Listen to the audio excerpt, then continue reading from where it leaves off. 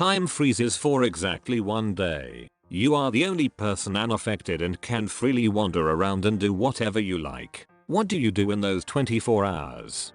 Hi Reddit guys, subscribe now, or I eat a banana. Tie everyone's shoelaces together. Enter parliament while it's in session. Sharpie everyone with funny faces. That's quite wholesome.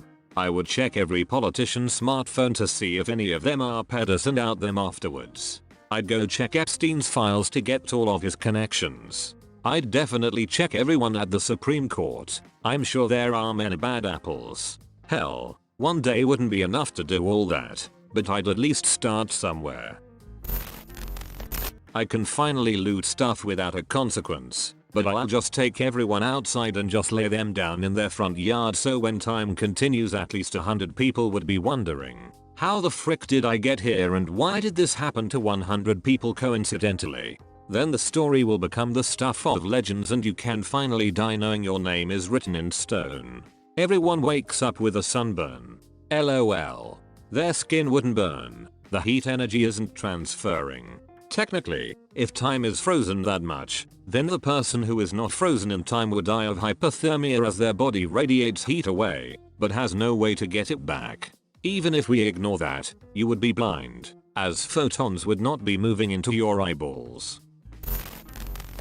I think I would just like to go into different houses and look around. Just become a real estate agent, then you can do that all day. I've thought of this, but it's not quite the same. If someone is hiring a realtor, sometimes people are moved out halfway or cleaned up big time and you don't see what everyday life is like. You don't see bills on the table or the cardboard box people keep for the cat. I love things like that. How do you know about my cardboard box for the cat? That's supposed to be secret. You have a cat. Everybody knows you keep a cardboard box around, because every cat owner does. Well, every cat owner except me, because my cat is, no joke, scared of cardboard boxes. I'm gonna try on some clothes that I think might fit, but I'm embarrassed to get stuck in. But if you get stuck no one will be able to help you for 24 hours. I can Hulk out of a blouse if it pisses me off. Whoa, we're really all out here living the same life. At first I was thinking of robbing banks and large department stores, hide the cash in various caches.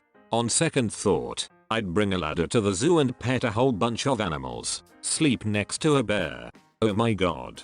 How delightful. When else could you ever pet a lion and eagle and meerkat all in 1 day? I'm touching all the penguins. And the tapir. I want to know if its fur is as wiry as I'm assuming it is. And I'll finally get to see those damn wolves, always hiding out every time I go to the zoo. At least the tiger prowls visibly. As far as the wolves are concerned everyone can frick off. Great until you oversleep and you're in the bear pen with a live bear. Go to a store. Get as many flowers and ice cream cones as possible. They won't melt, because time is standing still. And give a flower and an ice cream cone to everyone I see. Also I'd rob a bank. Wholesome and realistic. Or thank you. I just wanted to bring joy to everyone's day. Everyone except for the people at the bank. I'd go steal some cash and then if I didn't know everyone would be coming back in 24 hours start freaking out and probably go to sleep hoping that I was having a weird dream and things will go back to normal if I sleep and wake up again. Rob, steal and plunder. Also take a nap. And people start calling the police, because their valuables are gone. Why would you call the police on someone taking a nap? He took someone else's nap. I guess that means he's under arrest. I'll be real with you here and not give you some corny answer, but I would personally and gladly rob a whole lot of banks. Same, and if I did hit up all the banks within a specified radius, I'd probably hit the registers of large franchised businesses too. Honestly, you'd probably be better off skipping the banks entirely. Most banks don't hold very much cash anymore, and most of the time they know the serial numbers on the money they have.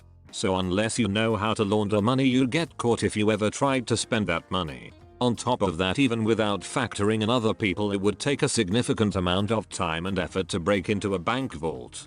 Cash registers on the other hand would only take a crowbar and a few seconds, and the store safes could be broken into relatively easily as well. In all honesty though, you would be much better off taking valuable non-unique items than cash. Items can be explained away as rebate purchases, inherited items, auction lots, and other such plausible excuses. Massive amounts of cash suddenly appearing is really hard to explain away, and believe it or not, the IRS is likely to check that sort of thing out. My plan would be take a lot of valuable items, and then get into the storage unit business.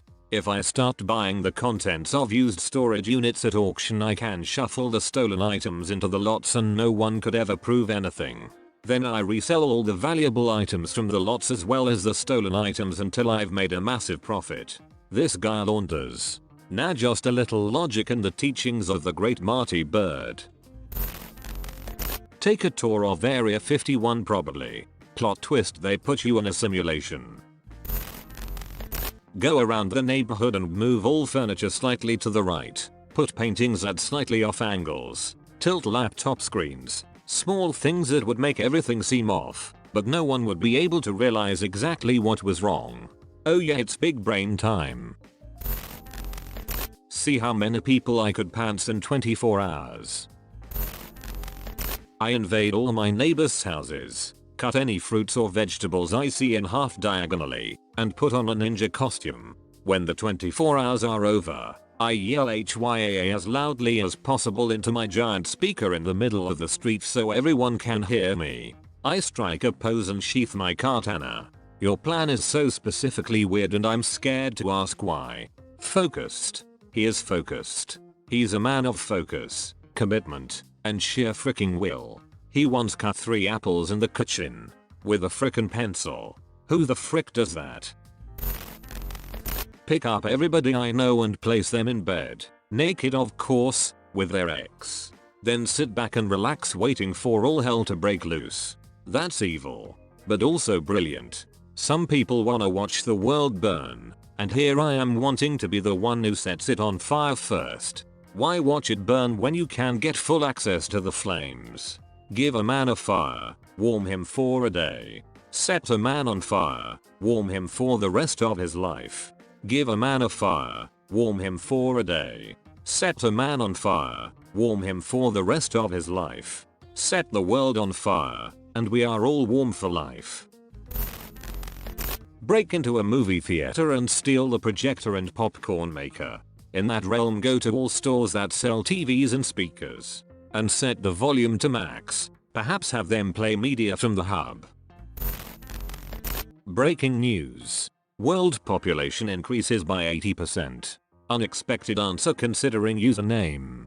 I like how, instead of putting 42,069 in his username, he just added them to get 489. I'd try to find out why time froze, then sleep. I go back to sleep. I just realized I might not even notice if it happened at the wrong time. You'd have to be away from anything that normally moves for a whole 24 hours. That means no people, no clocks, no environment, etc. Eventually you'd notice the sun isn't moving, neither are the clouds, you can't hear anything, etc, etc. You underestimate my power. If time was absolutely completely stopped, would light even still work? Would you wake up blind and deaf for 24 hours and nobody would be responding to you? Or wait, would moving mean you ran into stationary light? Rapid blinking, holy crap. I wish I was smart so I could know anything about what I am talking about here. Pull up, never gonna give you up on everyone's devices. When time unfreezes, everyone gets rickrolled at the same time. Pure comedy. I would go to all my loaners' offices and wipe my files. College loans, medical bills, mortgages, etc. You sit in front of the computer and are greeted with "please enter your password." Yeah, I don't think you're gonna be able to wipe all of that. The password is on a post-it note on the Monshire. It's 1234. Find the largest bookstore icon and steal every book I want to read. Hundreds and hundreds. Make sure you take extra good care of your glasses.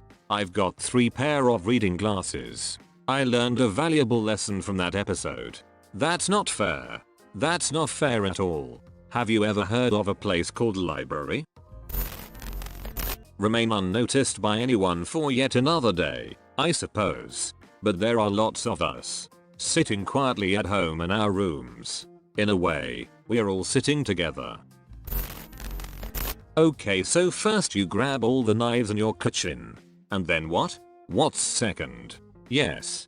Chuck them at an old guy. Who is named Joseph and has a hat on. I would hope one of my friends were with me unfroze. Because it would be creepy walking around by yourself with people just stuck in place, no eyes moving, no nothing. Then all of a sudden the eyes start following you whenever you pass them. Wall into Canada without my passport.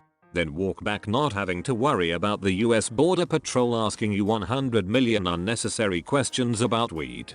Frickin' rebel. Okay Reddit guys, subscribe now, or I eat a banana.